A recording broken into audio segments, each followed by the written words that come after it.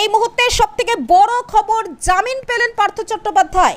শিক্ষক নিয়োগ দুর্নীতি মামলায় বড় স্বস্তি, সুপ্রিম কোর্টে জামিন পেলেন পার্থ চট্টোপাধ্যায়। আপনাদের আরও একবার জানিয়ে রাখি, শিক্ষক নিয়োগ দুর্নীতি মামলায় বড় স্বস্তি, সুপ্রিম কোর্টে জামিন পেলেন পার্থ চট্টোপাধ্যায়। শিক্ষক নিয়োগ দুর্নীতি মামলায় অবশেষে বড় স্বস্তি পেলেন প্রাক্তন শিক্ষামন্ত্রী Partha Chattopadhyay. Supreme court CBI এর দায়ের করা গ্রুপ সি মামলায় তার জামিন মঞ্জুর করেছে। দীর্ঘদিন কারাগারে থাকার পর এই রায়ের ফলে আপাতত স্বস্তির নিঃশ্বাস ফেললেন পার্থবাবু ও তার অনুগামীরা। এই মুহূর্তে সবথেকে বড় খবর, জামিন পেলেন পার্থ চট্টোপাধ্যায়। আইনি মহলের মতে জামিন মানে অবশ্য মুক্তি নয়, মামলার বিচার প্রক্রিয়া চলবে আগের মতোই। তবে এতদিন ধরে বিচার বিভাগীয় হেফাজতে থাকা প্রাক্তন মন্ত্রীর জামিন মঞ্জুর হওয়ায় রাজ্য রাজনীতিতে নতুন আলোচনার পরিবেশ তৈরি হয়েছে। এই প্রসঙ্গে রাজনৈতিক মহলে শুরু হয়েছে জোর জল্পনা।